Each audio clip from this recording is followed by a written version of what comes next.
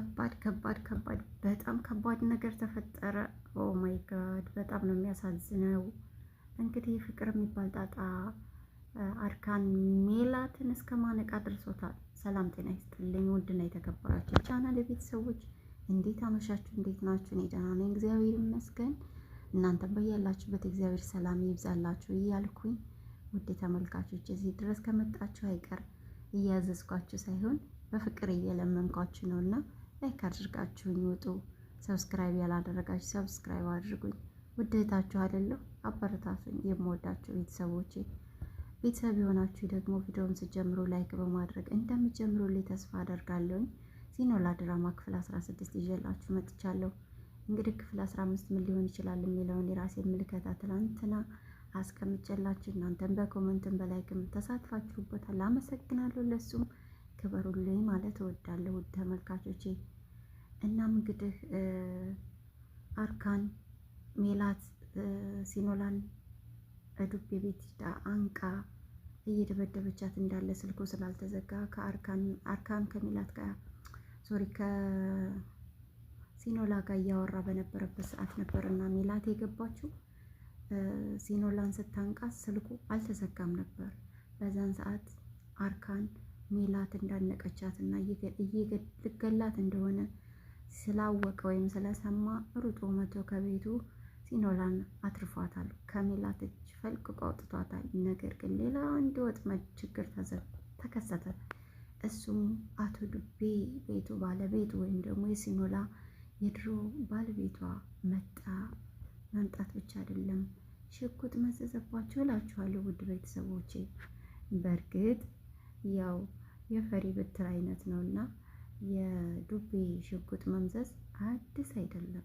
ሁሌ የሚያደርገው ምንም ብርቅና ድንቅ ያልሆነ ነው።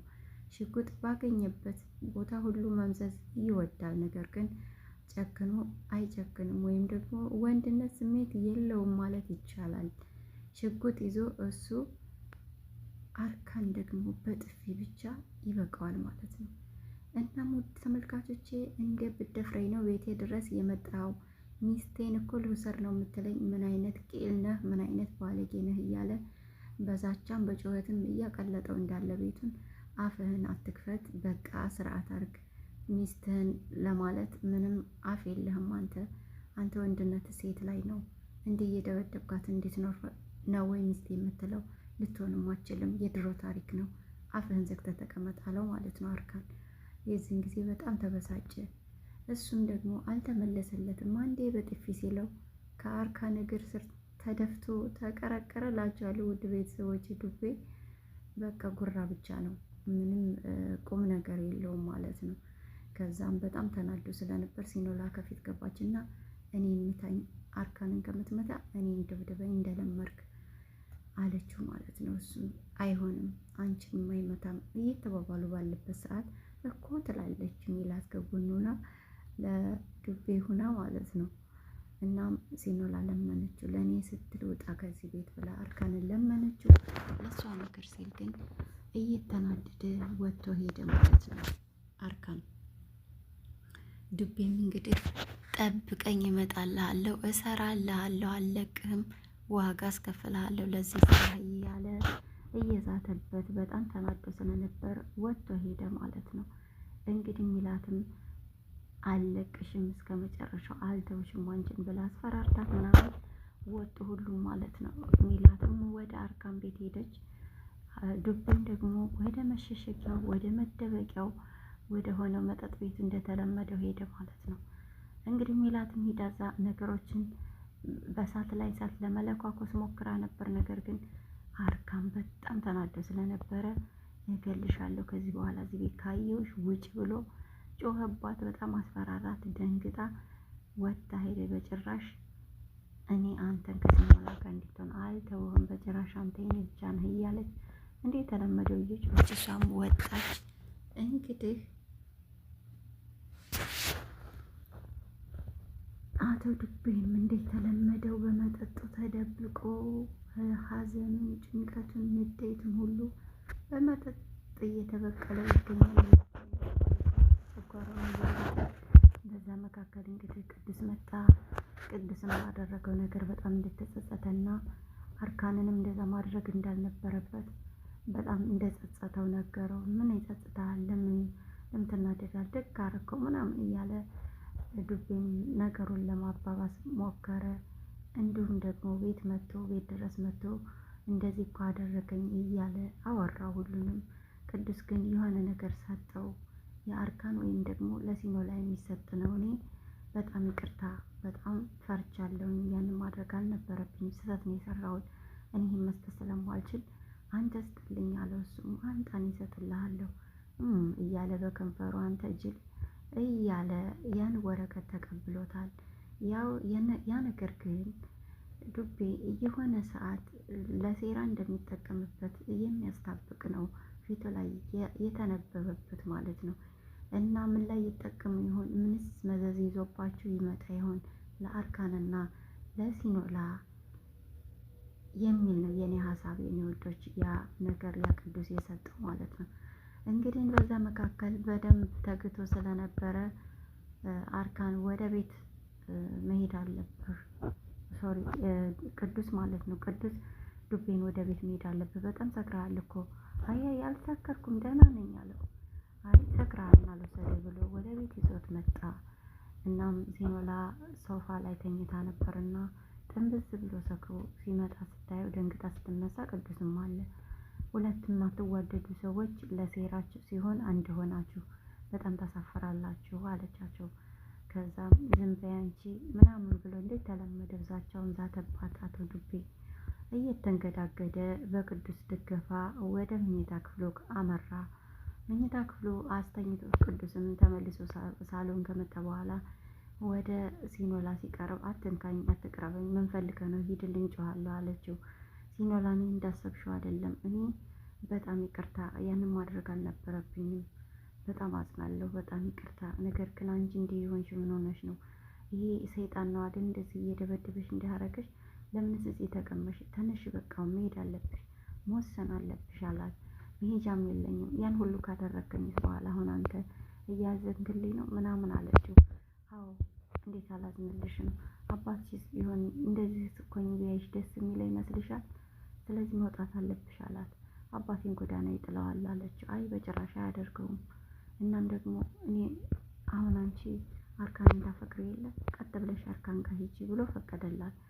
እሷም አይ እሱ ጋር ብሄድም ሚላትና ዱቤ ስለተጣመሩ እኛን ይጎዱናል፣ እሱንም እኔንም፣ ስለዚህ እዛ መሄድ አልችልም ለጊዜው አለችው። እንደዛ ከሆነ እኔ ጋር ነገሮችን አመቻችተሽ አባትሽም ጋር አርካንም ጋር እስከምትሄጂ እኔ ጋር ማረፍ ትችያለሽ። እኔ ወንድ ልጅ ነኝ፣ ጎዳናም ቢሆን አድራለሁ፣ ምንም አስባሽ እያለ እንግዲህ አሳመናት።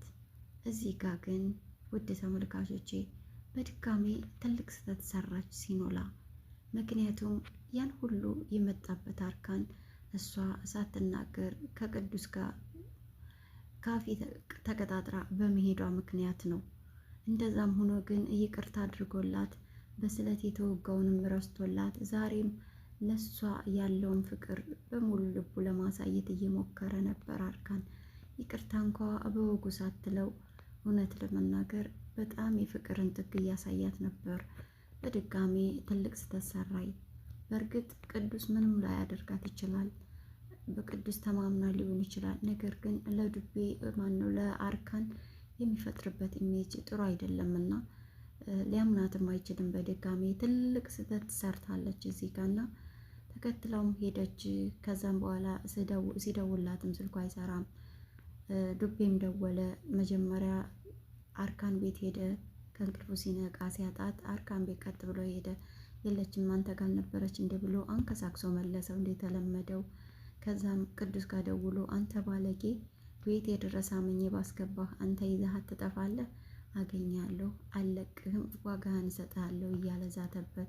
ቅዱስም እዛ ማንንም አታስፈራራ፣ የምታስፈራራውን አስፈራራ፣ እኔ ልታስፈራራኝ አችልም፣ ሴት ላይ ነው ወይችን የምታነሳው፣ ባለጌ ነህ፣ እንዴት እንደዚህ ታረጋታለህ ብሎ ቅዱስም እስከሚገባው መለሰለት። ሲኖላም ተጨናነቀች። አይ በቃ ያገኘኛል፣ እንደ ወዴት ልሄድ ነው እያለች ተረጋጊ፣ ምንም ሊያረግሽ አይችልም፣ አያገኝሽም።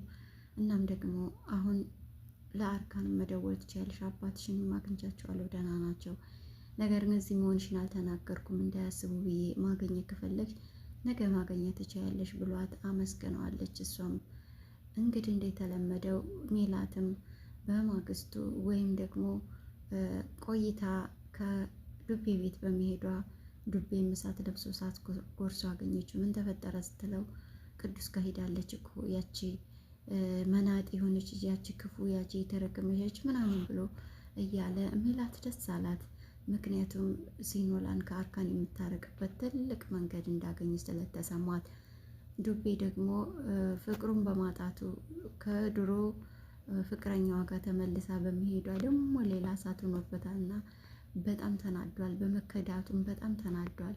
እኔ የሚያሳስበኝ ክብሬ ነው። አንቺ አርካን ያንቺ አርካን ገደል ይግባ ብሎ አላት። ደህና አስትቼህ ነበር ይሄንን ክብር የምትለውን ነገር ደግሞ ተመልሶ መጣብህ እያለች እሷም ለመናገር ሞከረች።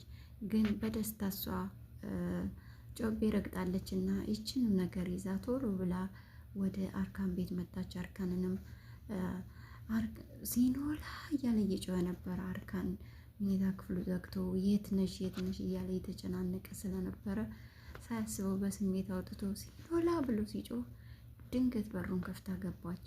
ምን ሆነህብኝ የኔ ፍቅር አርካንዬ የኔ ውድ ምን ተፈጠረ? ምን ሆነ ነው ስትል እንዴ ለመደው አነቃት። ምን አባሽ ልትሰሪ መጣሽ? በድጋሚ መጣሽ እዚህ ቤት እንዳትመጭ ብዬሽ የለም እያላት አንገቷን አንቋት ሳለ ልቀቀኝ፣ ተረጋጋ እባክህ ሲኖላ የት እንዳለች አውቃለሁ ስትለው ድንግጥ ብሎ ልቅቅ አረጋት። ከዛም የት ነው የምታውቂው? ልትዋሺ ነው በድጋሚ ደግሞ ይሄ ሌላ ሴራሽ ነው የህይወት መድሽ ነው እያለ ሲላት አይ እኔን ካላመንክ ብላለ ዱቤ ደውላ ሲኖላ ያለችበትን አረጋገጠችለት።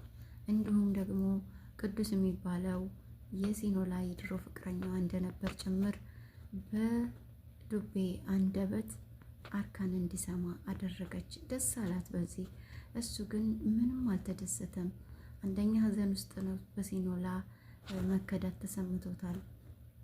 ሁለተኛ የሚላት ጥላቻ ጥልቅ ድረስ ስለተሰማው በጣም ላይ የተናደደው እና በድጋሚ ሊያንቃት ሞከረና አባረራት ከቤት። እሷም በጣም ነው የምታሳፍረው፣ በጣም ለዚህ ዋጋ አስከፍልሃለሁ እንዳትረሳው ብላ ወጣች። እሱም በጣም ተናዶ እየተበሳጨ ባለበት ሰዓት እንግዲህ ሲኖላም ከቅዱስ ቤት ወጥታ ወደ አርካን ቤት መጣች። አርካንም በጣም ተናዶ በመጠጦች ታጅቦ ቤቱ ውስጥ ሶፋ ላይ ገደም ብሎ መጠጦችን ፊቱ ላይ ደርድሮ እየጠጣቸውን ማለት ነው አገኘችው። በጣም ተናዷል። እሳት ለብሶ እሳት ጎርሷል። ምን አይነት ደፋር ነሽ? እኔ አንቺን ቢያረገኝ አልመጣም ነበር። እንዴት ድጋሚ ፊቴ ትመጫለሽ? ምን አይነት ውርዴት ነው?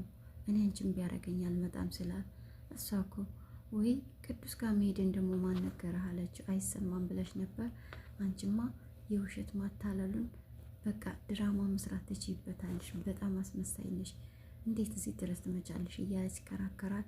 ናፍቀኛል የእውነት ብላ ልታቅፈው ስትል እንግዲህ ሳያስበው ገፈተራት ማለት ነው። ሲገፈተራት የጠረጴዛው ጫፍ ሲኖላን መቷታል ራሷን። ጉዳቱ ከፍተኛ ይሆን? ምንስ ሲገጥማቸው ይሆን? አርካን በጣም ደንግጧል። ቶሎ አንስቶ ወደ ሐኪም ቤት ይወስዳት ይሆን? ተነቃስ ሲሆን በቀጣይ ክፍል አብረን የምናየው ይሆናል። ውድ ተመልካቾቼ ለዛሬ ይዤላችሁ የመጣሁት የሲኖላ ድራማ ይህንን ይመስል ነበር። እስካሁን አብራችሁ ስለነበራችሁ በፍቅርም ስለምትከታተሉኝ ምስጋናዬ ከልቤ ነው። የኔ ተወዳጆች አሁንም በድጋሚ በፍቅር ሰብስክራይብ እንድታረጉኝ በፍቅር ጠይቃችኋለሁ። ዛሬ ምንም ላይሆን ይችላል። ለእናንተ ዋጋ ያልመሰላችሁ ለእኔ ግን ትልቅ ዋጋ አለው። እናም ነገ ጧት ቻናሌ አድጎ የተሻለ ቦታ ላይ ስደርስ ከልቤ ነው የማመሰግናችሁ። ዛሬ ላደረጋችሁልኝ ነገር ሁሉ በከፍታ ላይ ሆኜ በደንብ እንደማመሰግናችሁ ባለሙሉ ተስፋ ነኝ። እወዳችኋለሁ። ጌታ ከእናንተ ጋር ይሁን። ሰላም